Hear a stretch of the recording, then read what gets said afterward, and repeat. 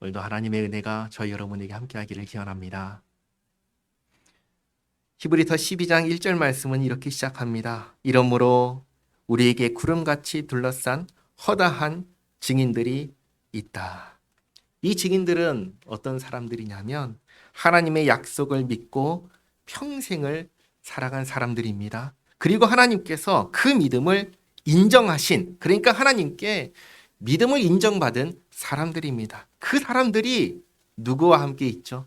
우리와 함께 있는 겁니다. 그러니 모든 무거운 것과 얽매이기 쉬운 죄를 벗어버리고 인내로써 우리 앞에 당한 경주를 하라. 우리 앞에 당한 경주를 한다는 것은 우리도 그들과 함께 끝까지 하나님의 약속을 믿고 살아가는 것입니다. 믿음을 간직하고 살아간다는 것 자체가 뭐냐? 그게 경주하는 것입니다. 그리고 경주할 때는 목표가 있지요. 바라봐야 할 목적지가 있습니다. 그게 뭐냐? 바로 예수님입니다. 그래서 2절에 믿음의 주요 또 온전하게 하시는 이인 예수를 바라보자. 예수님을 바라봅니다. 두 가지 목적으로 바라봅니다. 첫 번째는 예수님이 누구시냐? 예수님은 우리 믿음의 주님이시고 우리를 온전하게 하시는 분이시다. 하나님께서 약속하신 모든 은혜와 복은 누구를 통해서 주어지지요? 예수님을 통해서 주어집니다. 그래서 첫 번째로 우리가 바라봐야 될 분은 누구냐? 예수님이시다. 왜냐? 예수님을 통해서 우리의 모든 하나님께서 복과 은혜를 주신다. 그리고 두 번째로는 우리의 그 경주를 완주한 모델로서 예수님을 바라보는 겁니다. 우리도 예수님처럼 끝까지 완주해야지 라고 하면서 하시는 말씀입니다. 그럼 그는 어떻게 하셨는가? 2절 하반절에 그는 그 앞에 있는 기쁨을 위하여. 어떤 기쁨일까요? 아버지 하나님의 뜻을 이루는 기쁨입니다. 그런데 아버지 하나님의 뜻이 뭐죠? 구원하는 거죠. 자기 백성을 구원하는 겁니다. 그러니까 아버지 하나님의 뜻을 따라서 하나님의 백성을 구원하는 이 일을 하는 것이 뭐냐? 예수님의 기쁨이었다라는 것입니다. 그래서 이 기쁨을 위하여 뭘 참으셨어요? 십자가를 참으사 부끄러움을 개의치 아니하시더니 하나님 보좌 우편에 앉으셨느니라. 끝까지 경주를 마치고 하나님의 뜻을 이루시고 하나님 보좌 우편에 앉으셨습니다. 이처럼 예수님은 경주를 완주한 모델이 되십니다. 자, 그러면서 3절이 중요한데요. 3절을 보시면 너희가 피곤하여 낙심하지 않기 위하여 죄인들이 이같이 자기에게 거역한 일을 참으신 일을 생각하라. 잘 보시기 바랍니다. 예수님께서 누구를 구원하셨죠? 의인인가요? 죄인인가요? 죄인을 구원하셨습니다. 하나님을 거역하고 예수님을 십자가에 못 박은 죄인을 구원하셨습니다. 자, 근데 한번 생각해 보시기 바랍니다. 예수님께서 구원하려고 왔어요. 구원하려고 왔는데 배신하는 겁니다. 예수님께서 이 사람을 살리려고 왔는데 예수님을 도리어 죽이는 겁니다. 그런 사람들 구원하고 싶으실까요? 아니면 버리고 싶을까요? 여러분이라면 어떠시겠습니까? 여러분이 누군가를 구하려고 도와주려고 왔는데 배신을 합니다. 뒤에서 칼을 꽂습니다.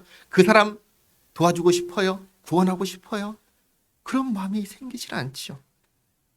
도리어 벌하고 싶지요. 그런데 어떻게 하시나요? 그들을 벌하시나요? 그러지 않으시는 거예요.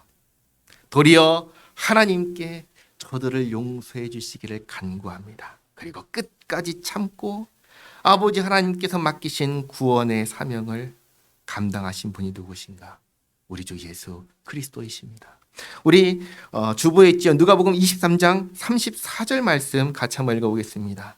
이에 예수께서 이르시되 아버지 저들을 사하여 주옵소서 자기들이 하는 것을 알지 못함이니이다 하시더라. 그들이 그의 옷을 나눠 제비 뽑을세. 아멘.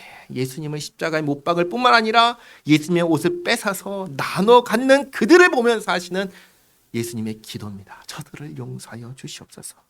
그리고 요한복음 19장 30절 말씀도 같이 읽겠습니다. 예수께서 신 포도주를 받으신 후에 이르시되 다 이루었다 하시고 머리를 숙이니 영혼이 떠나 가시니라. 아멘.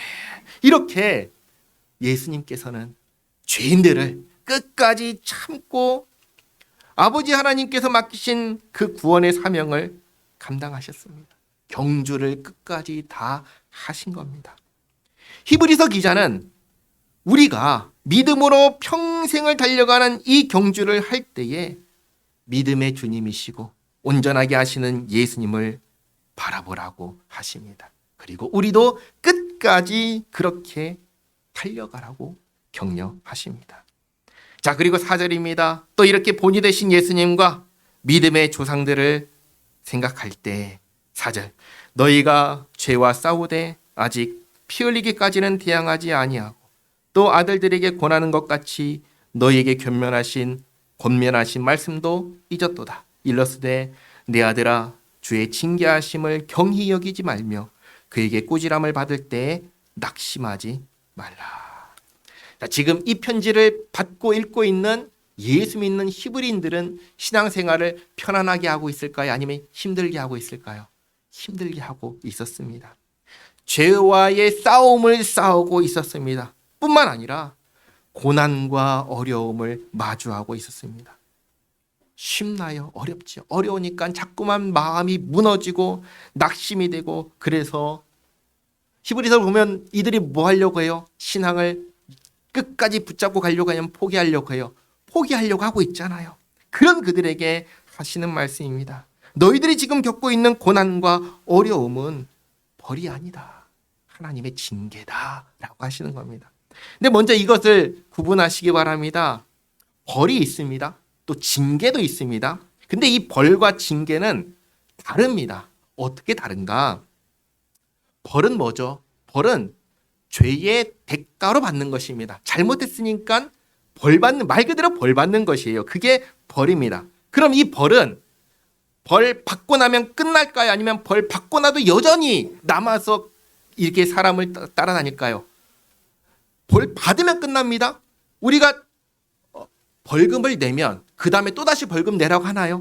안 내잖아요. 한 번 벌 받으면 그걸로 끝나는 게 벌입니다.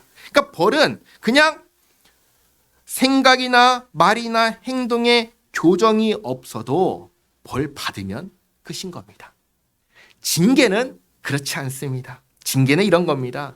자녀를 바른 길로 가도록 지도하는 것이 징계입니다. 그건 때로는 말로 할 수 있고 잘못하면 혼을 낼 수도 있는 겁니다. 하지만 벌처럼 이제 혼냈으니까 끝! 그러지 않고 끝까지 바른 길로 가도록 계속해서 지도하는 게 징계입니다. 그러니까 벌과는 아주 다른 것이죠. 이 이야기를 하는 겁니다. 지금 하고 있는 죄와의 싸움이, 그리고 지금 겪고 있는 고난과 어려움은 벌이 아니다. 그것은 하나님께서 내리신 징계다. 그래서 6절에 주께서 그 사랑하는 자에게 징계하시고 그가 받아들이시는 아들마다 채찍질 하심이라 하였으니 너희가 참음은 징계를 받기 위함이라. 이거는 하나님의 징계를 받았을 때 참고 받으라는 겁니다. 왜냐? 하나님이 아들과 같이 너희를 대우하시나니 어찌 아버지가 징계하지 않는 아들이 있으리요. 징계는 다 받는 것이거늘 너희에게 없으면 사생자요 친아들이 아니니라. 사실 그렇잖아요. 내 자식이니까 바른 길 가도록 징계하고 지도하지, 남의 자식 그렇게 하나요? 하지 않지요. 남의 자식을 징계하면 한다고 끝까지 할 수 있나요? 끝까지 할 수 없습니다. 내 자녀니까 끝까지 바른 길로 가도록 하는 겁니다. 그런데 만약에 나에게 징계가 없다면 어떨까요? 난 너무 편해. 나는 징계도 없으니 너무 편해. 그런 마음을 가지면 될까? 그게 아니라는 겁니다. 징계가 없다는 말은 다르게 말하면 무슨 뜻이냐? 나는 하나님의 자녀가 아니다. 하나님과 상관이 없는 사람이다. 라는 뜻이기 때문입니다. 오히려 징계가 있다는 사실에 어떻게 생각해야 되냐? 안심해야 된다. 오히려 그렇게 말씀하시는 겁니다. 9절에 또 우리 육신의 아버지가 우리를 징계하여도 공경하였거늘 하물며 모든 영의 아버지께 더욱 복종하며 살려하지 않겠느냐. 그들은 육신의 아버지는 잠시 자기의 뜻대로 우리를 징계하였거니와 오직 하나님은 우리의 유익을 위하여 그의 거룩하심에 참여하게 하시느니라. 하나님께서 우리를 징계하실 때에 목적이 있다는 겁니다. 그게 뭐냐? 착한 사람이 되라, 이게 아니라, 나중에 커서 좋은 사람이 되라, 이게 아니라 하나님의 거룩하심에 참여하게 하는 것입니다. 목적이 다른 것이죠. 레위기를 보시면 레위기 19장 2절 말씀 이렇게 말씀하십니다. 같이 한번 읽어보겠습니다. 너는 이스라엘 자손의 온 회중에게 말하여 이르라. 너희는 거룩하라. 이는 나 여호와 너희 하나님이 거룩함이니라. 아멘. 하나님께서는 하나님의 자녀된 우리들을, 예수 믿는 우리들을 징계하십니다. 그래서 어떤 사람으로 만들어 가시냐면 우리 모두를 하나님을 닮은 거룩한 자녀들이 되게 하시는 겁니다. 자, 이렇게 징계하실 때, 빚어가실 때에 11절 무릇 징계가 당시에는 즐거워 보이지 않고 슬퍼 보이나. 왜 그래요? 지금 당장은 힘들죠. 아니, 이 땅에 살면서도 우리가 자녀들 양육할 때에 아이들 잘못된 길을 가고 그렇게 할 때 징계하잖아요. 그럼 애들이 너무 감사해 그렇게 받아요? 버티고 싫다고 하고 떼쓰고 그러잖아요. 그러니까 징계를 받을 그 당시에는 힘들죠. 어렵죠. 받기 싫죠. 그러나 끝까지 견디면 어떻게 되죠? 사람이 되는 거죠. 그래서 12절 하반절에 후에 그로 말미암아 연단받은 자들은 어떤 열매를 맺어요? 의와 평강의 열매를 맺느니라. 하나님께서 징계하시면, 그래서 그 거룩하심에 참여하게 되면 어떤 열매를 맺게 됩니까? 의와 평강의 열매를 맺게 된다고 하십니다. 그럼 여기서 잠시 우리 자신을 돌아보시기 바랍니다. 우리에게는 이 열매가 있습니까? 우리는 얼마나 의롭고 또 우리는 얼마나 평강의 열매를 맺었습니까? 지난 수요일 날 하나님 마음에 합한 한 사람의 통치를 보았습니다. 그 사람이 누군지 아세요? 하나님 마음에 합한 사람, 다윗입니다. 다윗이 하나님께서 맡기신 나라를 다스리는 왕인데 그 나라를 두 가지로 다스린다라고 했습니다. 먼저 아세요? 정의와 공의, 의로움입니다. 사무엘하 8장 15절 말씀인데 같이 한번 읽겠습니다. 다윗이 온 이스라엘을 다스려 다윗이 모든 백성에게 정의와 공의를 행할세. 아멘. 정의와 공의는 뭘까요? 정의와 공의는 이런 겁니다. 하나님의 말씀을 기준으로 생각하고 말하고 행동하는 겁니다. 특별히 다윗은 왕이잖아요. 그 당시의 왕은 백성들을 판단하는 일, 재판하는 일도 겸해서 했습니다. 그러면 이렇게 백성들을 재판할 때 어떻게 할까요? 뇌물을 받고 판결을 굽게 하거나 사람들의 눈치를 보고 판결을 뒤집거나 그러지 않는 겁니다. 재판할 때 선을 행한 자에게는 상을 주고 악을 행한 자는 벌을 주는 겁니다. 이게 뭐냐? 이게 정의와 공의를 행하는 겁니다. 그래서 다윗은 정말로 하나님 마음에 합한 사람이라고 성경이 얘기하는 겁니다. 자, 그러면 이제 다시금 우리 자신을 돌아보시기 바랍니다. 우리에게서는 이러한 의의 열매, 하나님의 말씀을 기준으로 생각하고 말하고 행동하고 판단하는 그 의의 열매가 얼마나 맺어져 있습니까? 이게 맺혀지려면 우리에게 뭐가 있어야 될까요? 판단하는 일들이 자꾸만 있어야겠죠. 그 일들을 자꾸만 경험해야지, 하나님 말씀을 기준으로 이럴 땐 이렇게 해야 되고 저럴 땐 저렇게 해야 되는구나. 그게 서지 않겠습니까? 다음으로 평강의 열매라고 했습니다. 이 평강의 열매는 내 마음의 평안만을 말하는 게 아니라 다른 사람과의 관계에서의 평안도 말하기도 합니다. 그러니까 우리가 이렇게 함께 교회를 이루었는데 내 옆에 있는 사람과 성도와 얼마나 평안하십니까? 얼마나 화목하십니까? 그 열매가 우리에게 있어야 한다는 것입니다. 만약에 없다면, 만약에 부족하다면 연단받아야 하는 것입니다. 12절 그러므로 피곤한 손과 연약한 무릎을 일으켜 세우고, 하나님을 바라보고 예수님을 바라보고 경주하는 이 일은 나 혼자 하는 것이 아닙니다. 우리가 함께 하는 것입니다. 그렇기에 마음이 흔들리는 사람들, 그리고 징계를 받으면서 낙심하는 사람들을 일으켜 세우고 너희 발을 위하여 곧은 길을 만들어 저는 다리로 하여금 어그러지지 않고 고침을 받게 하라. 다시 말해 그들이 떠나지 않도록 예수님을 바라볼 수 있도록 붙잡으라. 그래서 모든 사람과 더불어 화평함과 거룩함을 따르라. 이것이 없이는 아무도 주를 보지 못하리라. 우리 안에, 교회 안에 있어야 되는 거 뭐예요? 화평함과 거룩함. 우리가 싸우고 그러면 돼야 안 돼요? 안 된다. 우리 안에 다툼이 있고 분쟁이 있고 그리고 부정함이 있고 그러면 주를 본다고요? 못 본다고 합니까? 못 본다. 아주 두려운 말씀을 하십니다.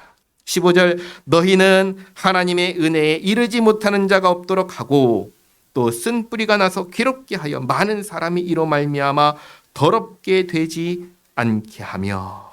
여기서 말하는 쓴 뿌리는 뭐냐면 우리 같이 교회를 이루는 교회 안에 있는 사람들이 은혜를 놓치게 만들고 거룩과 화평에서 멀어지게 만들고 결국은 교회 전체를 더럽히고 무너뜨리게 만드는 모든 것을 말합니다. 그럼 이 쓴 뿌리는 어디에서 시작할까요? 말에서 시작하는 것이죠. 말에서. 그래서 성경은 교회 안에서 이 말조심을 하라고 계속해서 당부합니다. 야고보서 3장 6절 말씀 같이 한번 읽겠습니다. 혀는 곧 불이요 불의의 세계라. 혀는 우리 지체 중에서 온몸을 더럽히고 삶의 수레바퀴를 불사르나니 그 사르는 것이 지옥불에서 나느니라. 아멘. 혀는 뭐예요? 혀는 불이다. 혀는 불이다. 혀는 온몸을 더럽히고 삶의 수레바퀴를 불사른다. 그러니 뭘 조심해야 돼요?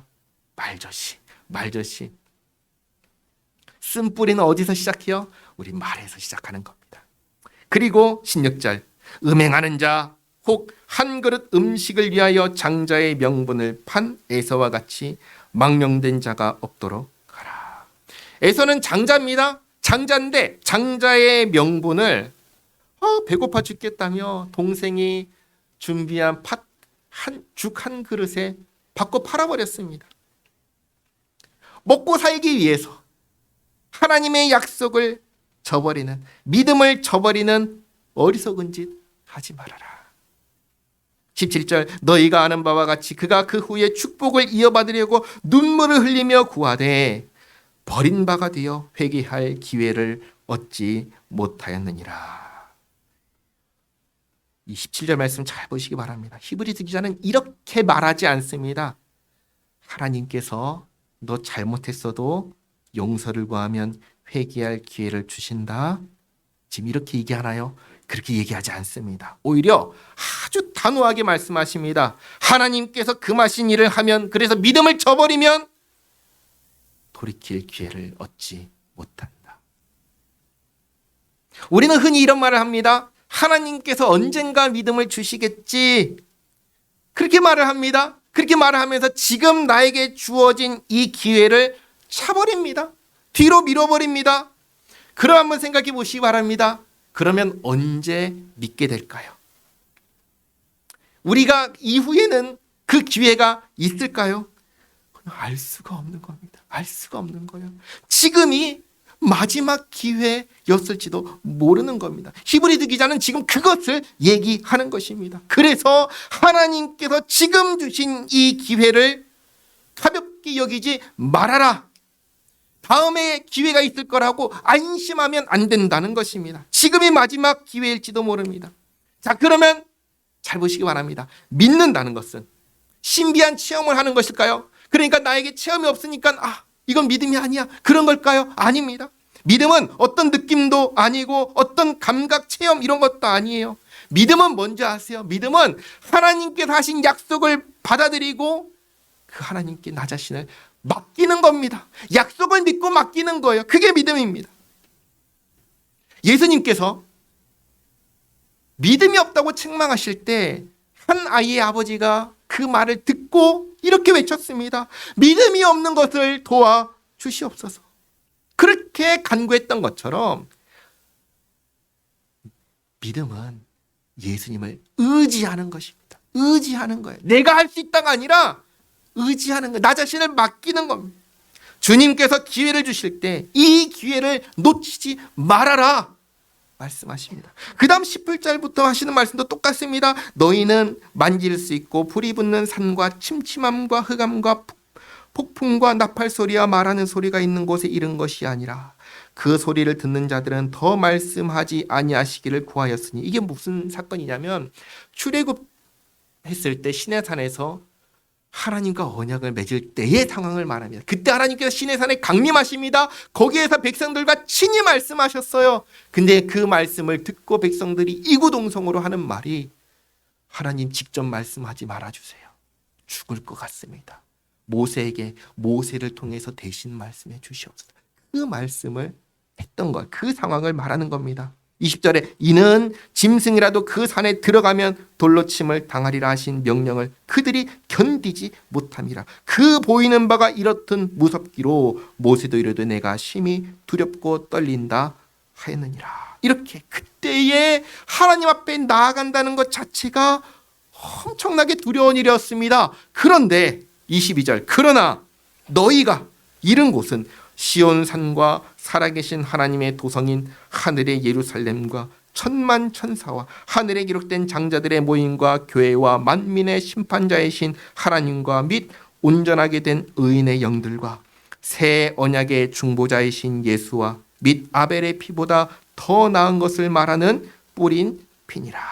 다시 말해서 우리는 중보자 되시는 예수님께서 십자가에 흘리신 피를 통하여 아무런 두려움 없이 하나님 앞에 나아갈 수 있게 되었다. 그걸 지금 얘기하는 겁니다. 우리에게 이렇게 한없이 큰 은혜가 주어졌다라는 것을 알려주는 겁니다.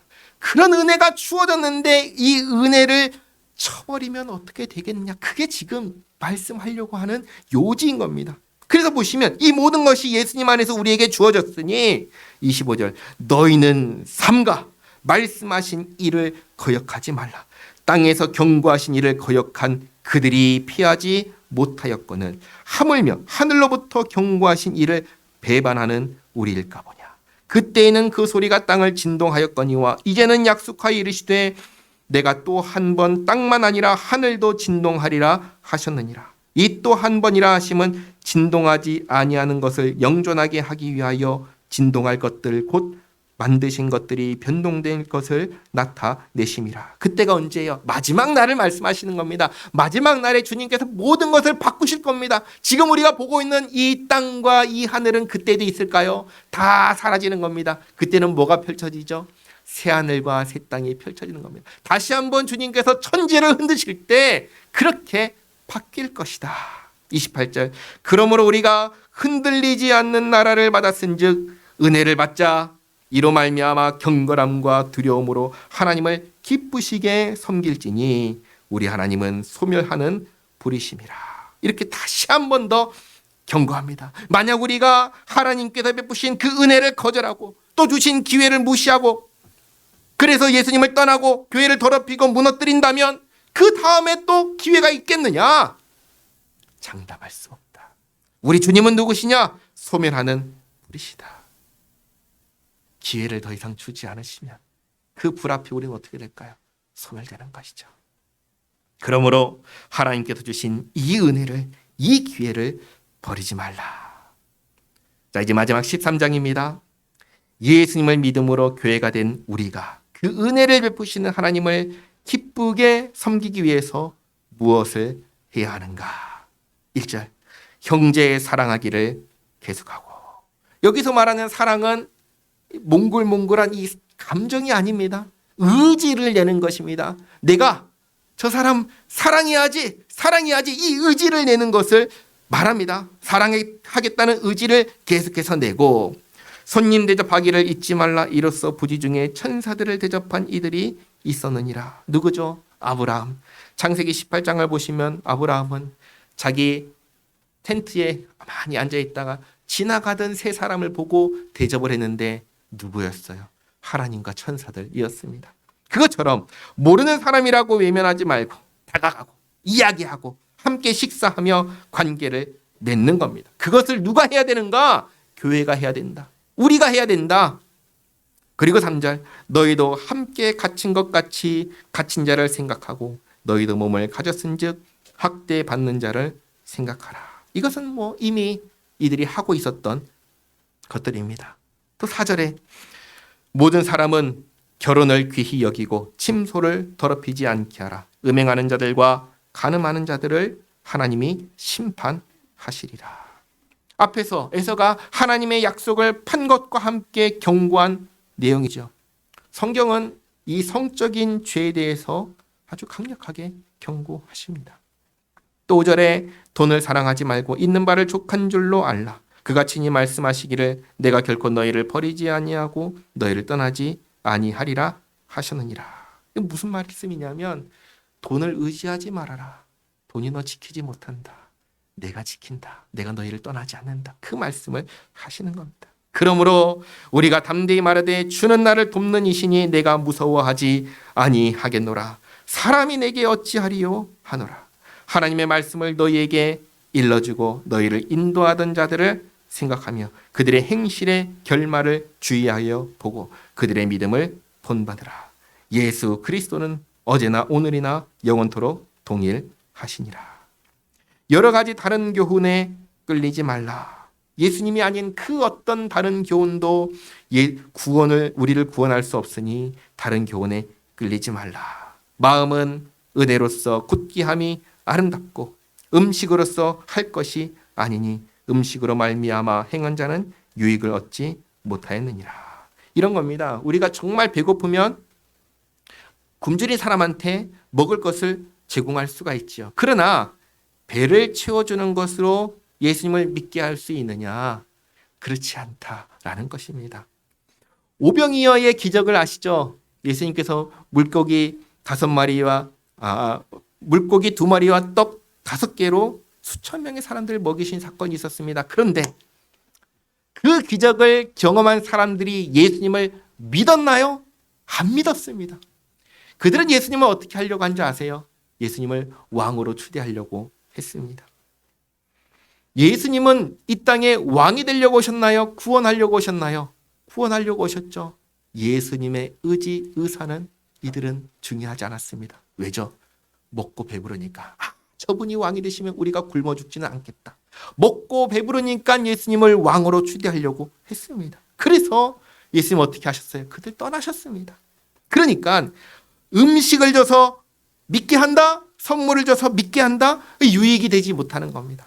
오히려 예수님을 통하여 베푸신 주님의 은혜가 전해질 때 그때 진짜 유익을 얻을 수 있다는 것입니다. 10절 우리에게 제단이 있는데 우리에게 있는 제단은 이 땅에 있는 제단이 아니죠. 하늘에 있는 제단입니다. 그래서 장막에서 섬기는 자들, 땅에 있는 장막입니다. 땅에 있는 장막에서 섬기는 자들은 그 제단, 하늘에 있는 제단에서 먹을 권한이 없나니 이는 죄를 위한 짐승의 피는 대제사장이 가지고 성소에 들어가고 그 육체는 영문 밖에서 풀사름이라. 그러므로 예수도 자기 피로써 백성을 거룩하게 하려고 성문 밖에서 고난을 받으셨느니라. 이렇게 마지막으로 다시 한 번 더 땅의 제사와 하늘의 제사를 비교하십니다. 땅의 제사로는 죄의 문제가 해결되지 않았습니다. 그러나 하늘의 제사로 죄의 문제가 해결되었습니다. 예수님께서 자기의 피로써 우리 죄의 문제를 해결하셨습니다. 그런즉 우리도 그의 치욕을 짊어지고 영문 밖으로 그에게 나아가자. 무슨 말이냐면 다시금 유대교로 돌아갈 일이 아니다. 다시 한번 마지막으로 말씀하는 겁니다. 예수님께서 자기 피로써 백성을 거룩하게 하려고 땅에 있는 성소에 들어가지 않고 하늘에 있는 성소에 들어가셨습니다. 그러니 우리도 예수님을 따라가자는 겁니다. 우리가 여기에는 영구한 도성이 없으므로 장차 올 것을 찾나니 우리의 목적지는 어디에 있죠? 이 땅에 있나요? 그렇지 않습니다. 우리의 목적지는 하늘에 있습니다. 그러므로 우리는 예수로 말미암아 우리를 하늘에 있는 영구한 도성 하나님의 나라로 들어가게 하시는 하나님께 항상 찬송의 제사를 하나님께 드리자. 이는 그 이름을 증언하는 입술의 열매니라. 오직 선을 행함과 서로 나누어 주기를 잊지 말라. 하나님은 이 같은 제사를 기뻐하시느니라. 하나님께서 기뻐하시는 제사가 뭐라고 하시죠? 선을 행하는 것, 서로 나눠주는 것. 예수님께서 어떤 사람이 복이 있다고 하셨어요? 받는 사람이에요? 주는 사람이에요? 주는 사람이 복이 있다 하셨습니다.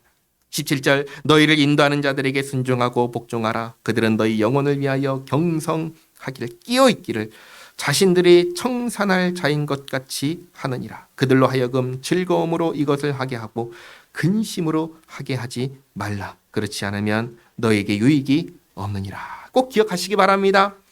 여러분을 대신해서 앞에서 인도하는 사람을 근심하게 하지 말아라. 그리고 18절 우리를 위하여 기도하라. 우리가 모든 일에 선하게 행하려 함으로 우리에게 선한 양심이 있는 줄을 확신하노니 내가 더 속히 너희에게 돌아가기 위하여 너희가 기도하기를 더욱 원하노라. 이제 편지를 마무리합니다. 이 편지를 쓴 사람이 이들에게 속히 돌아갈 수 있기를 바라며 기도를 부탁합니다. 그리고 20절 양들의 큰 목자이신 우리 주 예수를 영원한 언약의 피로 죽은 자 가운데서 이끌어내신 평강의 하나님이 그 모든 선한 일에 너희를 온전하게 하사 자기 뜻을 행하게 하시고 그 앞에 즐거운 것을 예수 그리스도로 말미암아 우리 가운데 이루시기를 원하노라. 영광이 그에게 세세 무궁토록 있을지어다. 아멘. 형제들아 내가 너희를 권하노니 권면의 말을 용납하라. 지금까지 쓴 이 편지의 내용을 잘 읽고 받아주기를 바랍니다. 내가 간단히 너희에게 썼느니라. 우리 형제 디모데가 놓인 것을 너희가 알라. 우리는 모르는 정보입니다. 디모데가 잡혔다가 풀려난 것 같습니다. 그가 속히 오면 내가 그와 함께 가서 너희를 보리라. 너희를 인도하는 자들과 및 모든 성도들에게 문안하라. 아달리아에서 온 자들도 너희에게 문안하느니라. 은혜가 너희 모든 사람에게 있을지어다. 아멘. 히브리서는 결국 우리에게 무엇을 말씀하십니까? 하나님께서 약속하신 구원자, 그리고 믿음의 조상들이 바라고 기다렸던 구원자가 누구냐? 예수님이시다. 그러니 예수님을 믿는 믿음 안에서 믿음의 경주를 끝까지 다하라. 그러면서 우리가 정말 해야 할 것이 있는데 그건 뭐냐? 우리를 구원하신 아버지 하나님께서 기뻐하시는 제사를 드리는 겁니다. 그게 뭐라고 했죠? 선을 행하는 것, 그리고 서로 나누는 것입니다. 다르게 말하면 주님의 몸된 교회를 아름답게 이루어가는 것, 그것이 우리를 구원하신 주님께서 기뻐하시는 일이다. 그렇게 말씀하셨습니다. 주님의 이 말씀을 들었으니 그럼 우리는 어떻게 해야 될까요? 실천해야겠지요. 이 일을 실제로 해나가는 우리 모두가 되기를 바랍니다. 기도하겠습니다. 하나님 감사합니다. 오늘까지 히브리서를 읽었습니다.